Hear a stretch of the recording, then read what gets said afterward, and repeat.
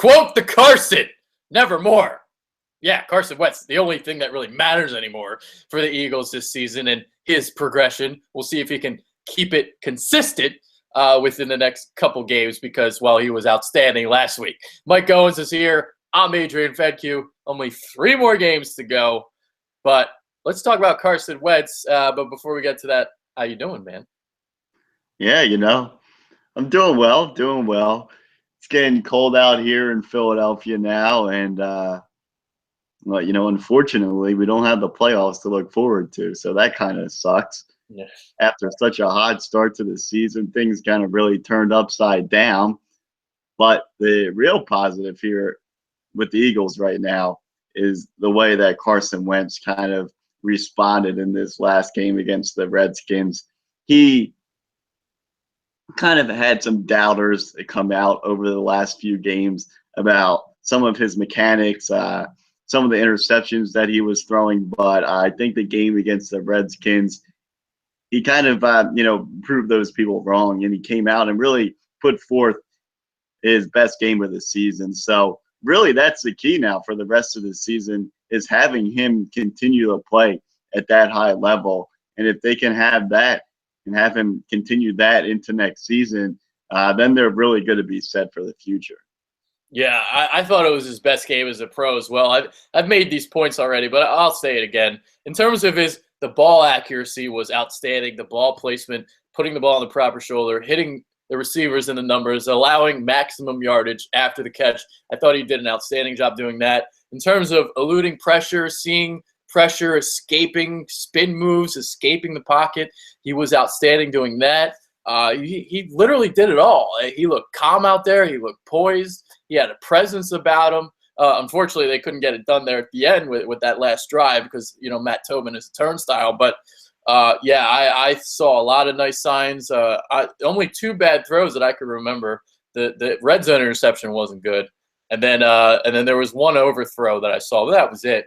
Other than that, he played outstanding. And, yeah, he was great. And hopefully it continues because for about 2 months, about a month and a half, he wasn't looking so hot. Yeah, I think the part of Wentz's game that has really improved is the running aspect. We kind of saw how it started off. We knew when he was coming out of college, out of North Dakota State, that knew that he could run the ball. And in college, he was able to run people over. Well, he started off his NFL career trying to run people over in the NFL. Well, that didn't work out too well. There was a few times where we thought that Carson might die. So, and after that, they decided to cool things down a bit. He didn't really run much. But in the, past few weeks here, we've seen that Carson has learned that he has to be smart when he takes off and runs and how to slide or get out of bounds. And it's really been impressive to me. And I think that it really adds another element to his game is if he's able to do that, if it's 3rd and 5 or whatever, he's able to just run for 5 yards, get out of bounds, and pick up that first down. So I think that's where Wentz has really improved and not taking that big hit too. So that's where I've really been impressed with Wentz. And really the other part is him eluding the pressure, stepping up in the pocket. I mean, Jesus Christ, the one play against the Redskins, he had to be held up by his own lineman just to try to get a pass off. So Wentz is literally doing everything that he can in his power to get this team victories, but he just doesn't have the talent around him to do it right now. Yeah, and obviously that's a big point of emphasis this coming off season is to get some weapons around him. But in terms of evaluating him as a quarterback, I don't think that's an excuse, and that's something I've talked about too as well. It's like, all right, so he has some shitty receivers. Okay, well, how do you really evaluate a quarterback?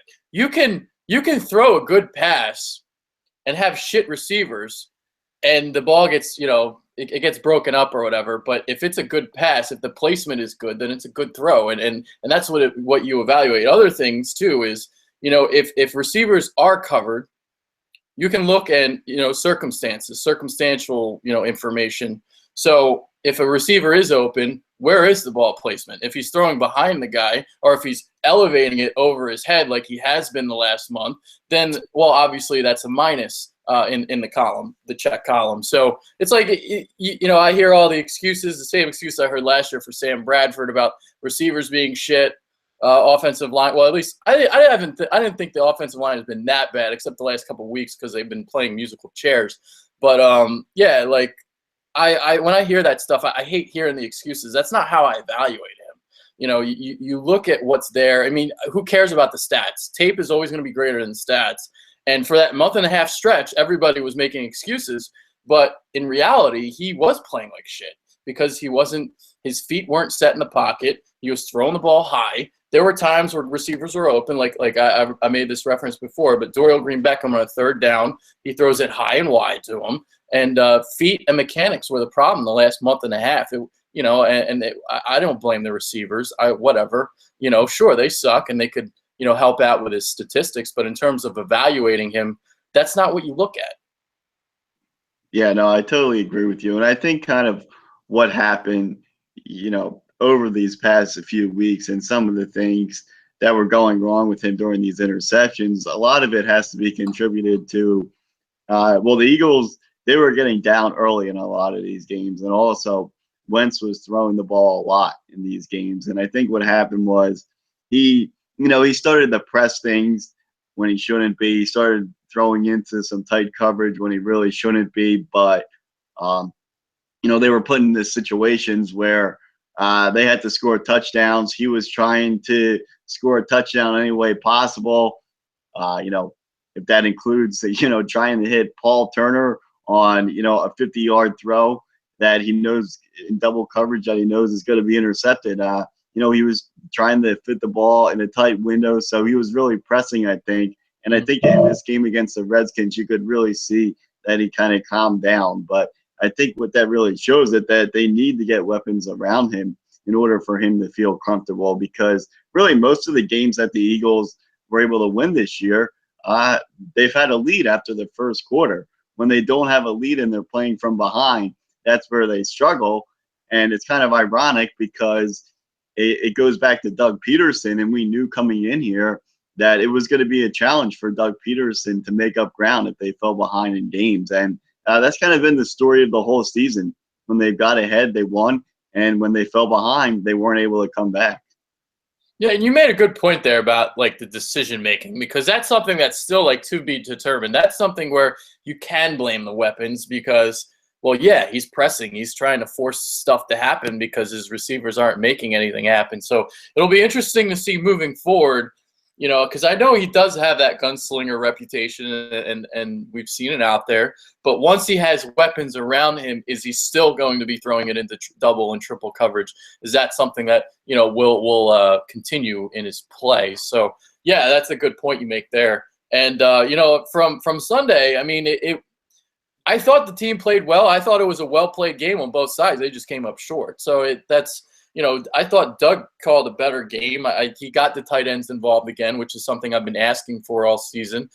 Trey Burton was out there, and they had a lot of receptions from the tight ends. And no, it's not the best Washington defense in the world. They're not very good on third down. The Eagles were 9 of 18 on third down, but I mean, I like what I saw considering what we have. We don't have much. No, they didn't score more than 2 touchdowns again, but offensive touchdowns. Actually, I think they only had 1 actually. But I mean, I like some things. They got to get better in the red zone. Yeah, well, it's funny that you bring up that thing with the tight ends, because that's probably the most frustrating part about Peterson's play calling this entire season. I mean, it's so erratic, it's so inconsistent. I mean, we saw this heading into the season that if the Eagles wanted to succeed in games, they were going to have to use these 3 tight end sets. And we knew that Burton was going to be the secret weapon. Well, I mean, they really haven't used them much at all. And you saw in this game against the Redskins, Ertz broke out, first of all. They really got him involved. And then they also got Burton involved in the passing game. So if you're able to get, those 2 guys involved in the passing game, it's huge, knowing that you don't really have any wide receivers to throw to. So I think getting those short passes to the tight ends, I think that also gave Wentz a lot of confidence. And when Wentz plays with confidence, that's when he's at his best. So it's kind of unfortunate that Peterson has kind of went away from the basics of what was working so well for them in the beginning of the season with utilizing all their tight ends, because that's how they have to win on offense. They can't do it with their wide receivers. So I think that's really, when you look at Peterson, that's the most frustrating part, is not utilizing all those tight ends. Yeah, no, I agree with that. So going into Sunday, we'll see how things play itself out the last couple weeks, because obviously the Eagles are out of the playoff race. There's not going to be a playoff run this year, even though there is still a chance that they could make the postseason. The odds are very slim, obviously, but so you're saying there's a chance? Well, not really. But the question for you now is, all right, so now that they're out of the race, do you think that they should be, trotting out some players, get them more playing time, like Paul Turner, like a Bryce Tregg, see what these kids can do? Yeah, well, definitely. I think they're gonna, they brought up Byron Marshall, so he's the guy you're gonna see in there. It'll be interesting to see, what kind of role he played, because he's the type of guy that can play running back, wide receiver, almost like a Sproles type of back. So we'll see what kind of role he plays. He's definitely gonna have an increased role because of all the injuries they have, especially with Smallwood going on IR and Matthews still banged up, so he's gonna get some playing time. And yeah, like you were saying, well, the other, besides, Turner and Treggs, obviously, you want to see what they can do and if they could possibly, be on this team next year. But I think the main guy really for them is Aguilar at this point. And we got to decide, what's this guy's deal? What is he going to be? Because at this point, the way he's playing, I mean, he's a number 3 or number 4 wide receiver. So, and unfortunately, I think that's what they're going to be stuck with. I think that's what he is. He just he doesn't have the ability to be that number 1 or number 2 right now. It's in his head, and so he's a guy that I would like to see, maybe break out for a game or two, but it's doubtful. Yeah, he had like a little couple glimpses on Sunday, but not really. He made a nice catch on a bit of a high throw, but like nothing more than that. He got a PI call. He went deep, but it was better, but it's not like anything special either. So, yeah, I agree with that. Aguilar. Who I want to see play some more? Destiny Vial. Dude, I love me some Destiny Vial. He's looked pretty good in limited opportunities. I want to see him get some more playing time. I'd like to see, fuck it. Oh, shit, I cursed. Start Vinny Curry.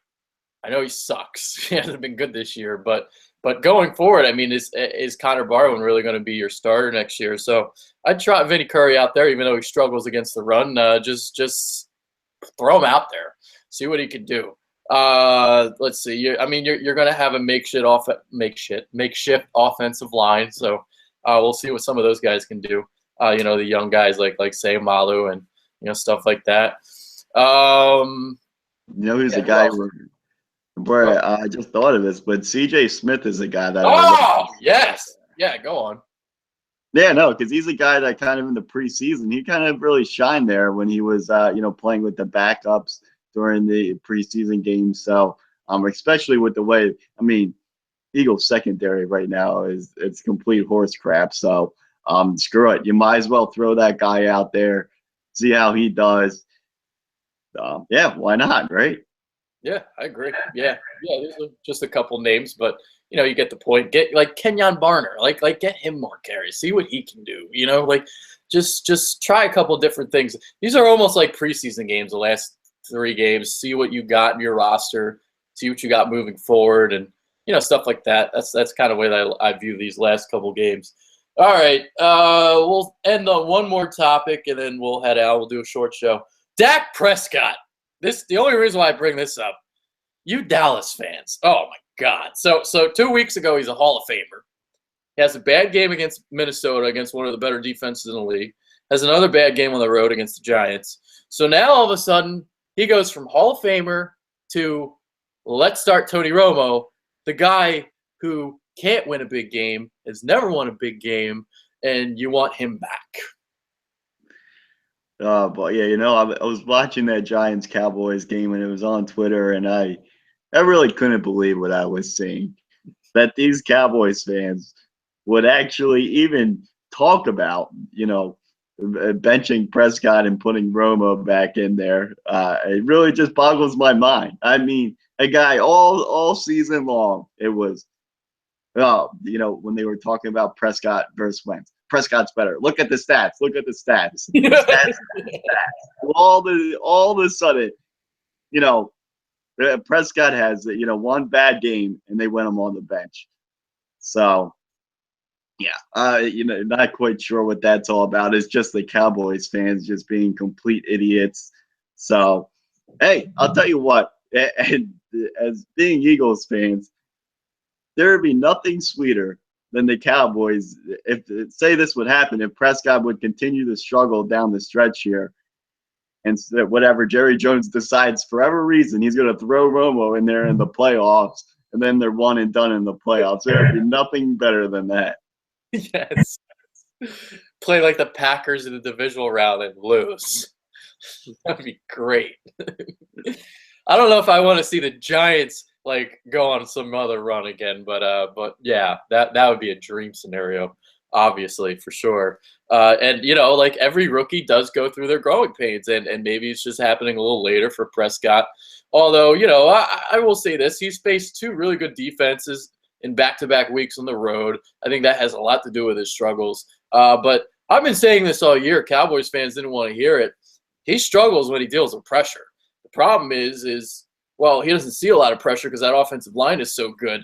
But the last 2 weeks, pressure's been in his face. He's been erratic with his accuracy. This was his problem at Mississippi State, and we're starting to see it come to fruition now because, he's faced some two good defenses. We'll see what happens moving forward, but I'm hoping it shakes the confidence a little bit. Oh yeah, definitely.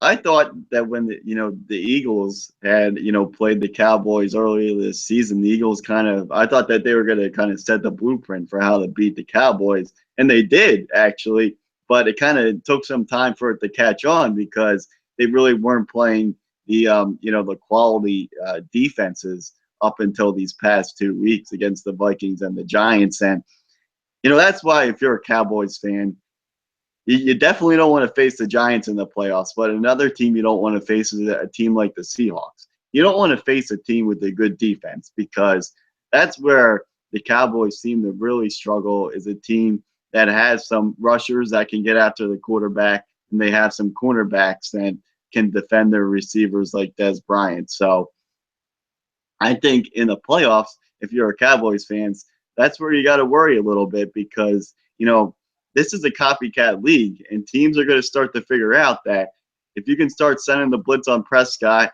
and you can start to get him rattled a little bit, then maybe you have a shot at winning the game. Yeah.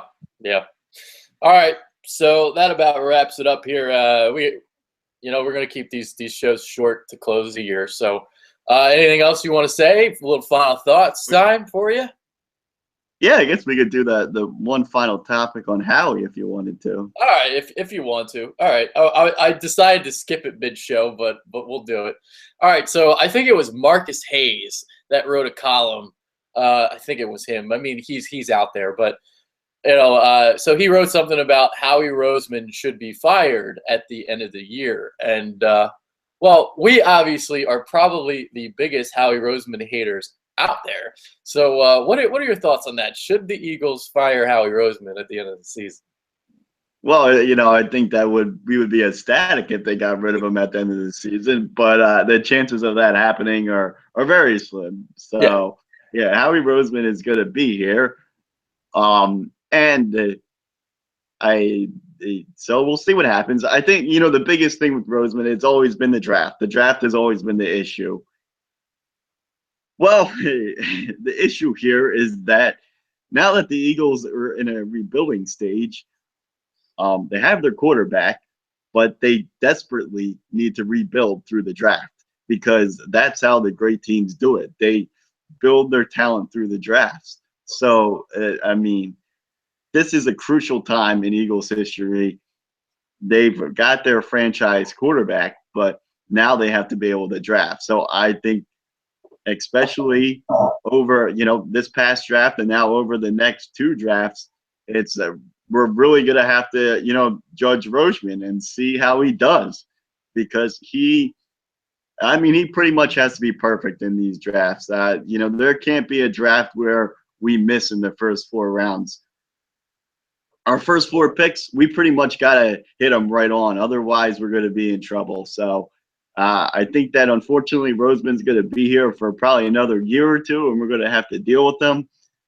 But my confidence level is not very high, especially after all the praise that he got this offseason for guys that he signed, that a lot of them didn't even make the team, and other ones that he signed are looking like crap or are on injured reserve. Yeah. Yeah, well, I'm hoping that they really do have this collaboration and that Howie Roseman, well, I hope he has no say in the draft. I hope it's all Joe Douglas. I hope it's all like Jim Schwartz, Doug Peterson, stuff like that. These are the guys that are making the picks. And I'm just praying and hoping to God that this is the case. Hopefully Howie, all he's doing is just making trades and signing contracts. That's all. I don't want him evaluating any talent, because he doesn't have that eye for it. Like Joe Douglas, on the other hand, this guy is a genius. What he's been doing with what he did with the Ravens, he was with Chicago for 1 year last year. But the Ravens, man, you look at the Ravens, they always hit on their draft picks, and they always hit their early round picks, something that we cannot ever do. All right? We draft Marcus Smith. We draft Danny Watkins. This is what we do. Nelson Aguilar. We cannot hit in the draft. And then you look at the Ravens, it's like, they get Marshall Yonda. It's like C.J. Mosley, Timmy Jernigan, Ben Grubbs, Flacco, whether or not you hate him or not.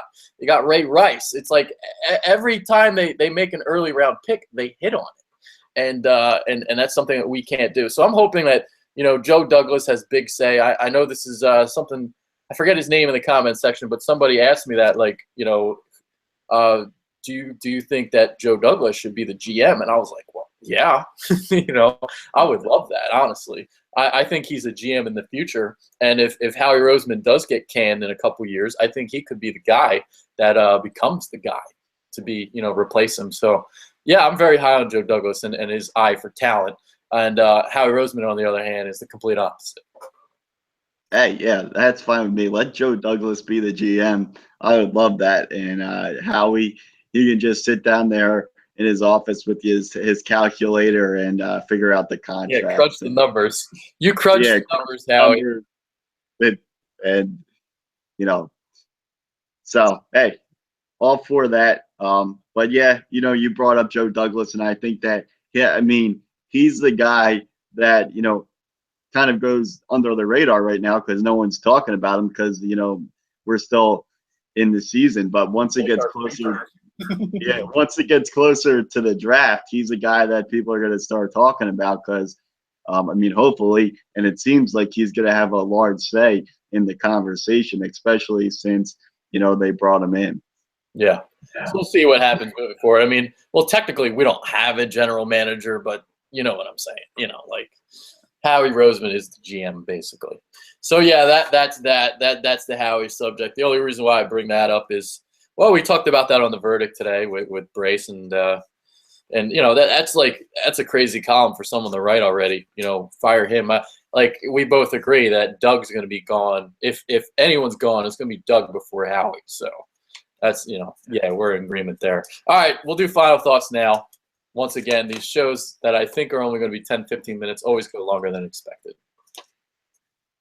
Oh man, yeah. Final thoughts. It would be nice to maybe get one win before the season's over, but since most of our team is going on injured reserve, it's probably going to be tough to do. And since we continue to do the same stupid stuff over and over each game, it's going to be extremely difficult to pull out a victory. But hey, if we get one win, maybe we can make it that last week against the Cowboys so we can have some fun with it. But, you know, it is what it is at this point. They suck just like we thought they would heading into the season. So we're probably still looking at that prediction we had from the beginning of the year. We were right. We said they're probably going to be a 6 to 8 win team, and they're probably going to end up being a 6-win team. So we predicted it right. Just, they took us for a little detour along the way in the beginning of the season. Yeah, I had 6 and 10. That was my prediction. Now I thought we'd go 6 and 10 because I didn't think Doug was going to be a good coach. I thought we were going to regress, and basically I was right. So unfortunately, I hate being right sometimes. So yeah, my final thought is Temple gets a new head coach, bringing in Mr. Jeff Collins from Florida. I like the hire. It continues the trend of bringing in coordinators. It started with Al Golden, Virginia defensive coordinator. Then it started again with Steve Adazio. He was the offensive coordinator, I believe, at Florida. Matt Rule was offensive coordinator with Temple. Then he went to the Giants. Then he came back to Temple. And now they got a Florida defensive coordinator who is going to play defense. Temple tough. That's what it's all about. So I love the hire there. All right, that's it for us. That's Mike Goins. I'm Adrian Fedke. Hopefully you guys enjoyed. We're out. Peace. Later.